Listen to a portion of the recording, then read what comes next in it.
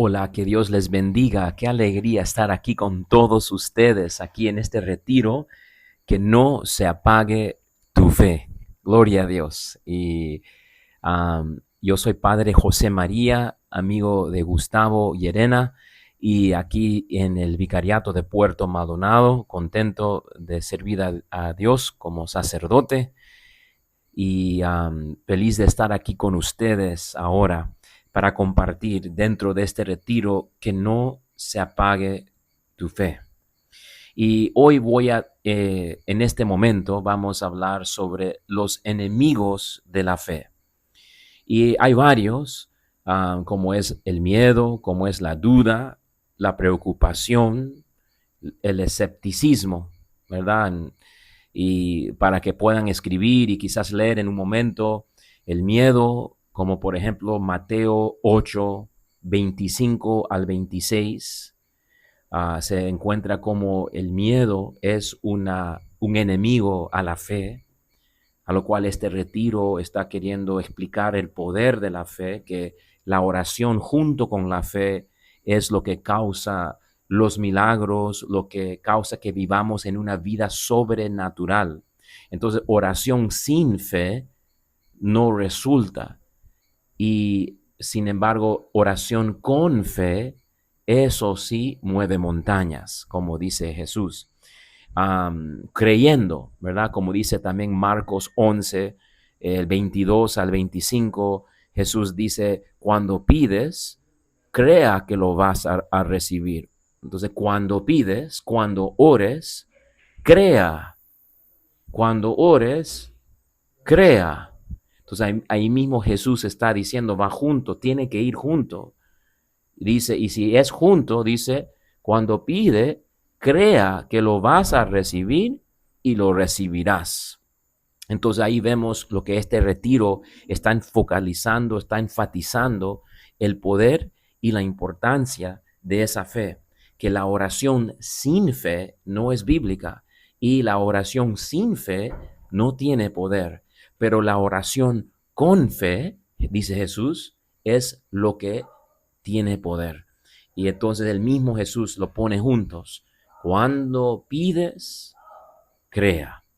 Y entonces un enemigo de nuestra vida es cualquier enemigo de la fe, porque debilitando nuestra fe es lo que entonces va a debilitar la oración que hacemos y también nuestra propia vida. Vamos a vivir sin fe. Y dice la palabra de Dios que solamente el que tiene fe puede agradar a Dios. Y entonces qué importante es saber los enemigos de la fe para no vivir una vida que no agrade a Dios, porque solamente una vida de fe agrada a Dios, solamente. Y esto es palabra de Dios. Entonces, qué importante. Y también el diablo es el que quiere quitarnos la fe y nos tira las piedras del miedo, de la duda, de la preocupación, del escepticismo, para poder ir carcomiendo, destruyendo, debilitando la fe, para que ya nuestra vida no sea una vida que viva en lo sobrenatural, que vive una vida en el plano humano. Y dice Isaías 40, que quiero llegar a leer, los que viven en el plano natural, ¿no? Isaías 40, del 28 al 31, ahí lo que viven en el plano natural, dice, aunque era joven, se fatigará. Aunque sea un hombre fuerte y con juventud, se cansará. Entonces, cuando nos quitan la fe, cuando nos quitan a Jesús, cuando nos quitan Dios, cuando nos quitan quién es Dios y el poder de Dios y quién es el que nos acompaña, ahí es cuando corremos y nos fatigamos. Ahí es cuando no hay resultado. Ahí es cuando perdemos la vida. Y entonces, qué importante darnos cuenta que por ahí va el diablo atacando nuestra fe a través de el miedo, la duda, la preocupación y el escepticismo, porque en eso es como que nos saca del juego. Nos saca del juego. Ya no vivimos una vida sobrenatural, ya no vivimos una vida en la libertad, en la alegría, en el gozo. Ya no vivimos una vida de fe. Cuando nuestra fe está carcomido, destruido, debilitado. Entonces necesitamos identificar los enemigos de la fe para poder darle el remedio y para poder entonces caminar en fe y vivir una vida de fe. Entonces, qué importante, gloria a Dios. Y entonces, por eso les doy para que puedan leer y apuntar usted mismo, ¿no?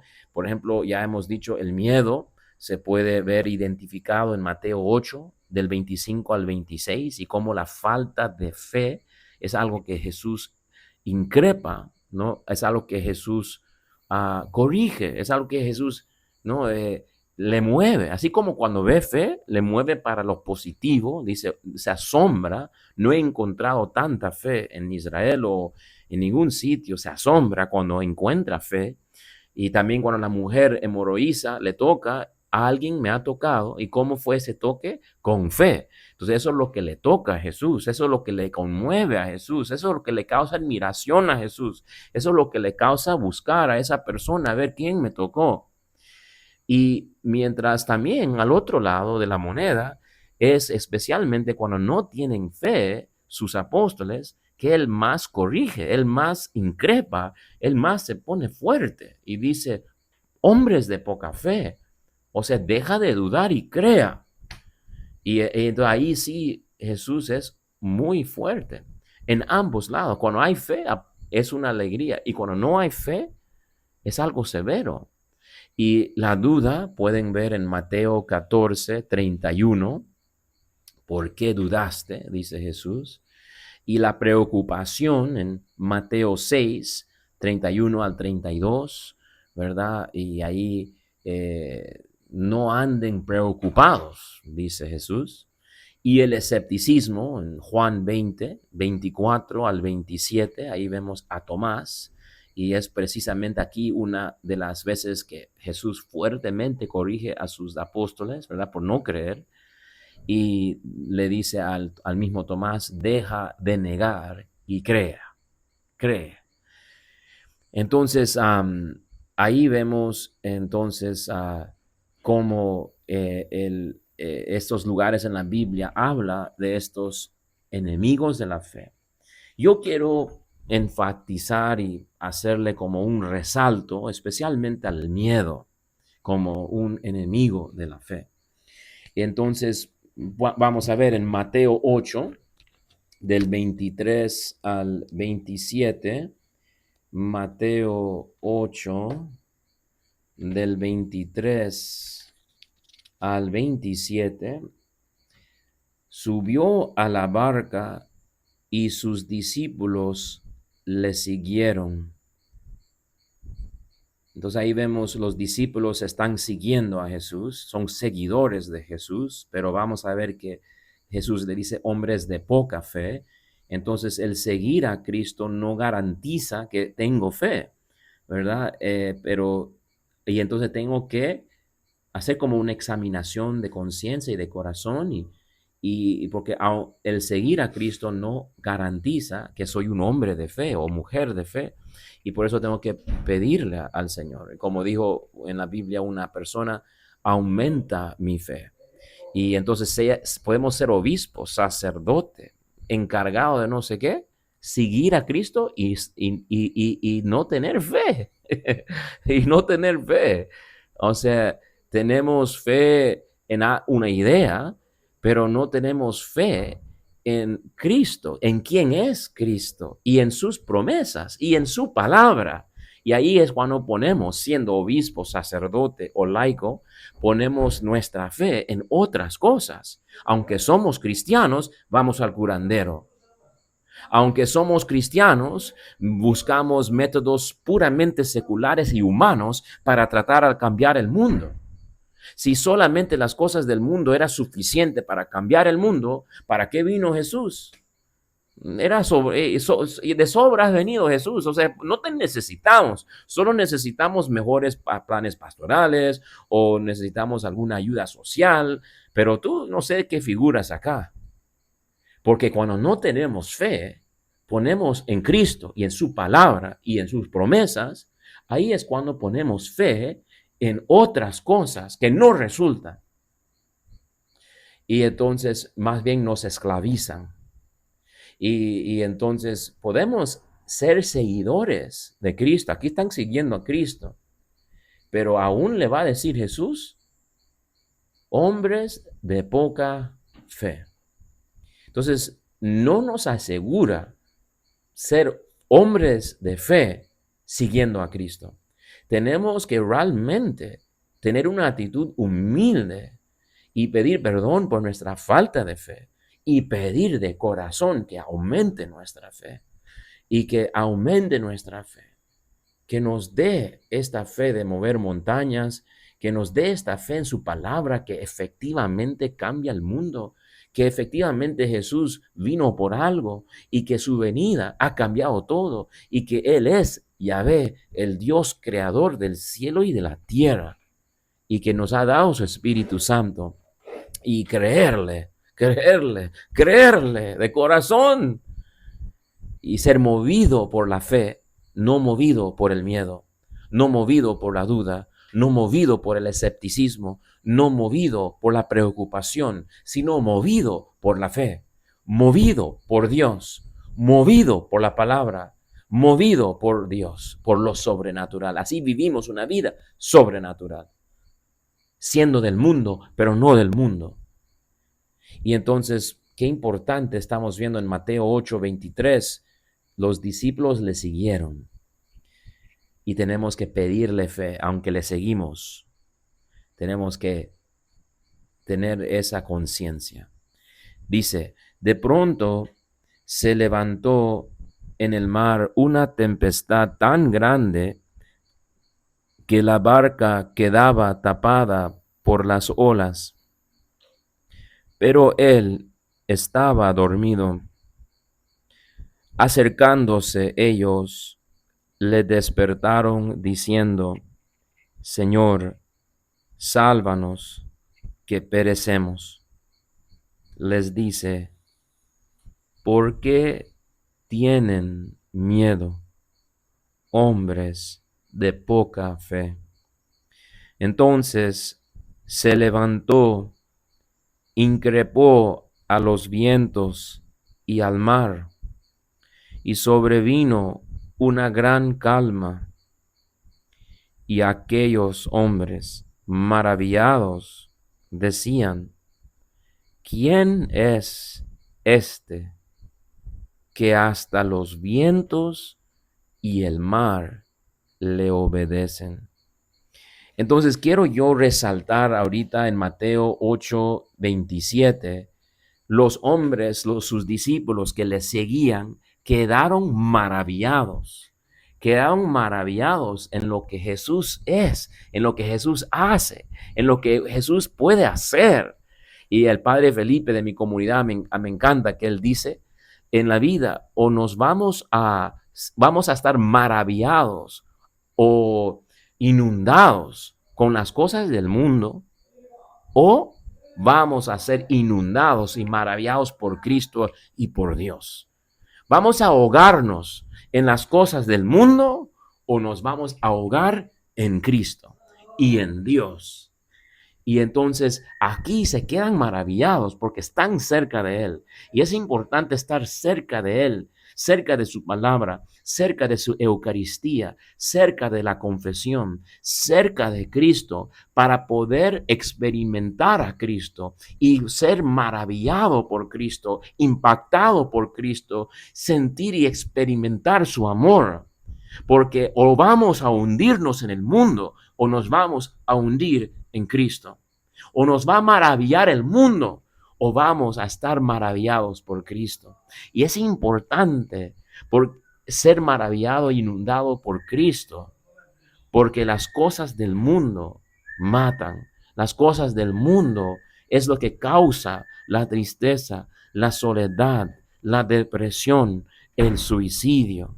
Pero el que se inunda y se maravilla por Cristo tiene lo que Jesús mandó decir, lo que Jesús prometió en Juan 10:10, he venido a dar vida y vida en abundancia. Y entonces el que se maravilla por Cristo experimenta la vida. El que está y anda con Él experimenta la libertad. Y entonces, qué importante, esos discípulos, ¿por qué quedaron maravillados? Porque le siguieron a Cristo y quedaron cerca de Cristo y por estar cerca de Cristo comenzaron a verle en acción, a experimentar su poder, a experimentar su amor. Y eso es lo que va impactando y transformando nuestra duda a fe, nuestro miedo a fe, nuestra preocupación a fe, nuestro escepticismo a fe, ¿verdad? Y entonces y ser impactado por lo que Él hace, por lo que Él dice, por lo que Él es. Y entonces quedaron maravillados y decían, ¿quién es este? ¿Quién es este? Entonces ahí vemos que tienen miedo porque todavía no tienen fe. Tienen miedo porque todavía no saben quién es con Jesucristo, con quién andan. No sabe quién está en el barco con ellos. No saben quién está ahí, dormido, pero ahí. No se dan cuenta con quién andan, con quién están, con quién están y quién es este. ¿Quién es este que, y se dan cuenta, dice, que hasta los vientos y el mar le obedecen? Ven entonces que al que Jesús mande a la tormenta a callar con palabra de exorcismo, él usa una palabra en griego de exorcismo. Así en otras partes de la Biblia, cuando él está cuando está increpando al diablo, usa las mismas palabras cuando increpa el mar. Dice, entonces se levantó, increpó a los vientos. Incluso en el rito de exorcismo, dice, hay una parte que es increpar. Hasta usa esa palabra, ¿no? Y entonces esto es lo que él hace. Cuando ven que él tiene autoridad y poder, se preguntan, ¿quién es este? Porque, porque en la Biblia es esto, que el poder sobre la tormenta, autoridad divina, es una autoridad divina. Job 26, Salmo 89, Salmo 93, Salmo 107. En estos lugares de la Biblia, Job 26, Salmo 89, Salmo 93, Salmo 107, da a Dios este poder. Dios es el que tiene autoridad y poder sobre la tormenta, sobre la creación, ¿verdad? Y entonces vemos que Jesús no es solamente un hombre, no es solamente otra opción, no es otra manera de tratar de mejorar el mundo. Él no es solamente un hombre, solamente como Buda o solamente como Mohammed o solamente como cualquier otra o como Herbalife o como Fusion. No es otra opción o solamente un hombre o solamente algo material o algo secular o algo de este mundo. Él es Dios, no solamente hombre, no solamente humano, no solamente algo de este mundo. Él es de otro mundo y con Él estamos y con Él paramos y con Él caminamos y Él es el que está en nuestra barca. Nosotros estamos en su barca, que es la iglesia. Y entonces la Biblia ahorita en Mateo 8 nos está mostrando que este no es solamente hombre. Habrá que decirle a los testigos de Jehová, no es solamente hombre. Aquí vemos, Él es Dios. La Biblia nos está diciendo, ¿quién es Jesús? Él es Dios, con poder sobre la tormenta, poder sobre la creación, poder sobre estas cosas. Y entonces vemos entonces que el miedo aquí se da porque no se dan cuenta quién es Jesús. Se quedan con la parte humana, como muchas personas ahora hacen, sean teólogo o biblista o personas, dice en la palabra de Dios, ¿quién es? Este es hijo del carpintero, conocemos sus parientes y se escandalizaron por él. Porque muchas personas se quedan con lo humano. ¿Cómo puede ser divino? La palabra de Dios, cómo puede ser divino? La Eucaristía, ¿cómo puede ser divino? La confesión, ¿cómo puede ser un momento y acción divino? ¿Cómo? Y entonces aquí vemos que ellos tenían miedo porque no se daban cuenta con quién andan. No tenían fe. Jesús mismo le dice, ¿por qué tienen miedo? En el versículo 26, hombres de poca fe. Y entonces, cuando nosotros recordamos quién es Él, cuando nosotros recordamos quién es Jesucristo, quién es Dios, entonces ahí comenzamos a vencer el miedo. Conocemos con quién andamos y este miedo se transforma en confianza. Hacemos esto una y otra vez, cada tormenta, cada duda, cada preocupación, cada duda, lo podemos llevar a Él y compartir con Él y recordar quién quién es Él, y compartir con nuestro Dios quién es Él. Y cada vez nuestro miedo se va convirtiendo en fe, en confianza, hasta que se vuelva una virtud. Porque la fe es una virtud teologal, así como es un carisma, es una virtud teologal la fe. Una virtud se vuelve fácil, se vuelve una cosa estable, una cosa que automático en uno. Y entonces tú y yo, cada tormenta que se nos presenta, cada problema, cada dificultad, cada circunstancia que nos mueve el piso, literalmente, es una oportunidad a reafirmar con quién ando, con quién estoy, para convertir ese miedo que naturalmente puedo sentir en confianza. Y lo voy haciendo una y otra vez y se vuelve una virtud, se vuelve una acción estable en mí y comienzo a vivir desde eso. Se vuelve rápido. Entonces, queridos hermanos, las tormentas, entonces, de la vida nos hace despertar. Nos hace despertar y también nos hace saber dónde está nuestra fe. La tormenta, las circunstancias, las cosas que nos pasan, ¿verdad? Y entonces, pero esta tormenta, ¿qué despierta en nosotros? Dos cosas. Uno, hermanos, los apóstoles, ¿por qué tuvieron miedo? Ok, porque ellos, claro, no se dieron cuenta con quién andan. Muy bien, ya se lo digo, ya lo dije. Pero ellos tienen miedo porque es una situación fuera de su control. Las tormentas, dice, era, no, en el griego es, a ver, lo apunté aquí, el griego es seismos, que significa terremoto.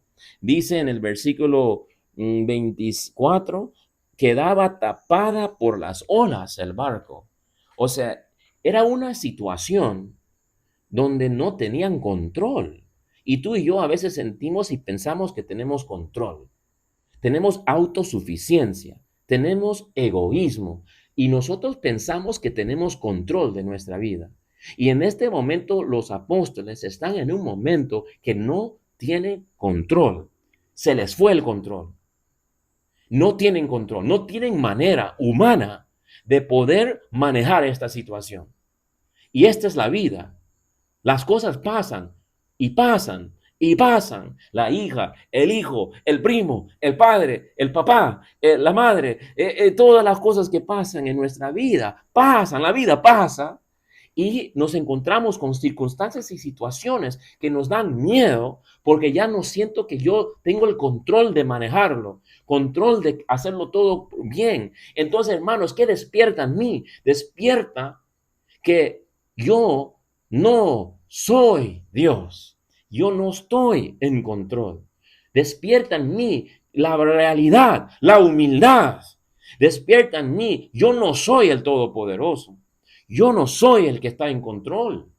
Aunque yo lo pensaba y por eso tengo miedo, por eso tengo preocupación, por eso tengo duda, porque confío en mí mismo, en mis fuerzas. Y esta situación está fuera de mi control. No lo puedo manejar. No lo puedo manejar. Y por eso tengo miedo.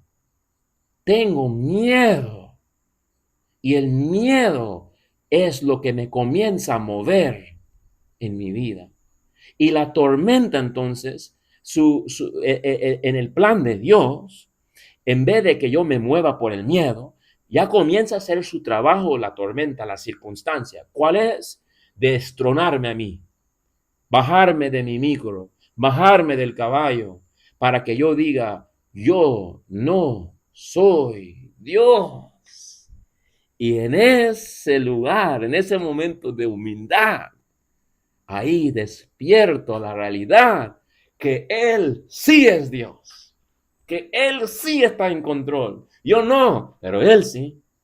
Y así entonces comienza a despertar que Él sí puede ayudarnos. Él sí puede, Él sí tiene control sobre la tormenta. Él sí tiene control sobre esta situación. Él sí es más grande que esta tormenta. Él sí que es más grande que todo el universo. Él sí que es el Dios todopoderoso, creador del cielo y de la tierra. Él sí. Y que Él está a nuestro lado encima. Que Él responde cuando pedimos. Y que no estamos solos. Entonces, perdemos la fe en nosotros mismos. Ahí está buenísimo. Me acuerdo decían de San Felipe Neri, que una vez le escucharon decir, estoy como la palabra era en despair, en inglés. Despair es como sin esperanza. Y entonces él decía y repetía, estoy sin esperanza. Y entonces, al escucharle decir él, un amigo le dijo, oye hermanito, tranquilo, o sea, tenga esperanza, tenga fe en Dios, tenga, o sea, quería animarle. Y Felipe Neri le dijo, no, no, no, no, es que lo que estoy diciendo y repitiendo es que yo no tengo esperanza en mí mismo, sino en Dios Todopoderoso. En Él sí, en Él sí, en Él sí. Y entonces, en las tormentas que nos pasan y que pasaban a los apóstoles en Mateo 8, perdemos la fe en nosotros mismos, perdemos la fe en la autosuficiencia, perdemos la fe en nuestros mecanismos de defensa, perdemos la fe porque este es más grande que nosotros, pero despierta la fe en Él. Despierta la fe que a Él sí puedo acudir, que a Él sí puedo, en Él sí puedo confiar. Y Él está en control, y Él está de mi lado, Él está en el barco conmigo. Yo camino con Él y Él conmigo, y Él es el Dios Todopoderoso. Y entonces yo disminuyo, como dijo Juan el Bautista, y Él aumenta. Yo disminuyo y Él aumenta. Entonces, repetidas tormentas nos enseña, y eso es la vida, ¿no? Las repetidas tormentas en la vida nos enseñan cómo perder el miedo. Y ahí vamos, tenemos que repetidamente decir, Él es Dios, Él está conmigo, a Él yo acudo, en Él yo creo, en su poder, en esta situación, Él va a tener la última palabra. En esta situación, Él se va a mover. En esta situación, Él va a ser Dios. En esta situación, Él va a ser el Señor. No por mí, por Él. Y yo tengo fe en Él. Él es mi Dios, el creador del cielo y de la tierra. Y Él me ama. Y Él está conmigo. Él está en mi barco. Y Él va a mover. Él va a actuar. No me deja solo. No me deja huérfano. Él está conmigo. Y me doy cuenta, este es Dios con nosotros. me doy cuenta, Él está conmigo. Y entonces, hermanos queridos, nos, nos giramos a la palabra de Dios. Es como esta tormenta entonces nos mueve a repetir, recordar y comenzar a construir mi vida sobre las piedras, la roca de la palabra de Jesucristo, la palabra de Dios. Y comienzo entonces a perder el miedo cuando sé que el creador del cielo y de la tierra está en mi barco, está conmigo. Y en esta situación que te parece imposible, que te parece horroroso, que te parece terrible, que te parece doloroso, ahí está Dios contigo. Y Él sí te ama, y Él sí sabe manejarlo. Y para Él una tormenta no es más grande que Él. Y comienzo a perder la fe en mí y comienzo a tener la fe en Él. Él sí, yo no, Él sí. Yo no, pucha madre, yo no. Ahí sí estamos fregados, si todo depende de mí, estamos fregadísimos. Pero todo está en sus manos y este está conmigo. El Señor Todopoderoso está conmigo. Juan 15:5. Juan 15:5. Dice Jesús, permanezcan en mí como yo en ustedes. Como yo en ustedes. Permanezcan en mí. Está pidiéndonos que permanezcamos en Él. Así como en el barco, así como los apóstoles, tenemos que estar cerca de Él. Permanezcamos en Él, en su amor, en su poder, en su fuerza, en su gracia, en su palabra, en los sacramentos, en la confesión, en la comunión. Juan 6:56, Jesús dice, el que come mi cuerpo y bebe mi sangre, permanece en mí y yo en él. Entonces, permanezcan en mí, está dando el orden, permanezcan en mí, permanezcan, cerca de mí, quédense cerca de mí para ser embutido por mí. Él dice Mateo 5, el que tiene hambre y sed de la justicia, la santidad, será satisfecho. El que tiene hambre para la justicia. Y entonces Jesús, el que se embute de Jesús, el que se llena de Jesús, el que está cerca de él, permanece en él, será satisfecho. Y entonces Jesús dice en Juan 15:5, permanezcan en mí. Nos da la orden que hagamos eso. Pero también nos dice una gran verdad, que Él está contigo, está conmigo, porque Él dice, como yo permanezco en ustedes. Ahí nos está diciendo una gran verdad. Él permanece con nosotros. No hay un momento que no está con nosotros. Esta es palabra de Dios. Te puede decir cualquier otra cosa, pero aquí la palabra de Dios nos dice, Él está contigo. Juan 15:5. Como yo permanezco en ustedes.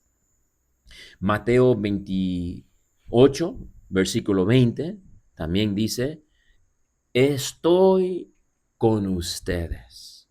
Ahí está. Estoy. ¿Dónde está Jesús? Estoy con ustedes. Estoy con ustedes. Y solo hoy, solo el domingo, solo el lunes. ¿Cuándo? Dice, estoy con ustedes hasta el fin de los tiempos. Entonces la palabra de Dios nos garantiza, Él está con nosotros. Entonces el miedo, el enemigo de la fe, comienza cuando no recuerdo con quién ando, no recuerdo que estoy con Él y Él conmigo, y cuando no me doy cuenta quién es el que va conmigo. O sea, el que está conmigo, dice la palabra de Dios en algún lugar, en Juan, en una de las cartas, que el que está en ti es más fuerte que el que está en el mundo. Y entonces el miedo es a partir de que yo no me doy cuenta con quién voy, con quién estoy, y que Él sí está conmigo. Este creador del cielo y de la tierra está conmigo. Y siempre. Mira, me gusta el Salmo 23, versículo 4. Aunque fuera, este es Salmo 23, 4. Aunque fuera por valle tenebroso, ningún mal temería, pues tú vienes conmigo, pues tú vienes conmigo, está conmigo, tú vienes conmigo. En el versículo 6 del mismo Salmo 23, bondad y amor me acompañarán. Bondad y amor me acompañarán. Bondad y amor me acompañarán. Y vamos a ver todos los días de mi vida. Bondad y amor me acompañarán todos los días de mi vida. Una vez en Arequipa yo iba a dar di un tema un día y el próximo día tenía con otro momento, y el día anterior fue maravilloso, fue lleno del Espíritu Santo, lleno de Dios poderoso, gloria a Dios altísimo. Y el próximo día yo pensé, a la madre, no sé si estará conmigo hoy día. Jesús, Dios, o sea, legítimamente, te estoy diciendo la verdad, una confesión. Yo estaba en camino al evento y yo puedo tener ideas y todo lo demás, pero yo sé que mis ideas no son suficientes. Como decía San Tomás de Aquino, parecen paja. Si Él no viene, no pasa nada. Si Él no está, no pasa nada. Y entonces yo estaba preocupado, ¿qué tal si no viene? Y justo leí el Salmo 23 y leí esta parte. Bondad y amor me acompañarán todos los días de mi vida. Todos los días de mi vida. Todos, todos, todos los días de mi vida. Y todos significa todos. Y ahí el miedo se me hizo espuma y la confianza, la alegría, el gozo llenó mi corazón. Yo dije, Él está conmigo todos los días. ¡Woo! Y ahí el miedo se convirtió, se espumó y quedó gozo, alegría, confianza. Porque me di cuenta, Él está conmigo, Él está en mi barco, Él está conmigo. Y no me deja ni un solo día. Y entonces, qué lindo este proceso de las tormentas, ¿no? Qué lindo este tormento de las tormentas. Y quiero yo resaltar esa parte, ¿no? La tormenta en Mateo 8 era grande, no era pequeño. Mira, leamos. Dice, Mateo 8, versículo 24, dice, se levantó en el mar una tempestad tan grande. Entonces, mira, tan grande. Otra vez, se levantó en el mar una tempestad tan grande que la barca quedaba tapada por las olas. Entonces, tan grande. Y la palabra tempestad, como había dicho antes, en griego, seismos, que significa terremoto. O sea, es una movida así grande y fuerte. Una condición extremadamente violenta, extremadamente. Imagínate, las olas, a ver, dice que la barca quedaba tapada por las olas. Entonces la tormenta era muy grande. Queremos resaltar, estamos viéndolo con lupa. Aquí la tempestad no era pequeña, era grandísimo. Y una situación que a cualquiera le puede causar miedo, a cualquiera le puede hacer sentir que no está en control y que está fuera de control esta situación, ¿verdad? Y entonces vemos que aún cualquier situación y tormenta en nuestra vida extrema, condición extrema, que la tormenta, en este caso, Mateo 8 y en cada caso, la tormenta puede ser grande, pero Dios se muestra más grande. Dios se muestra más grande que esta extrema condición violenta, esta extrema condición, tormenta que pasamos. Se muestra más grande Dios. La tormenta puede ser grande, pero Dios se muestra más grande.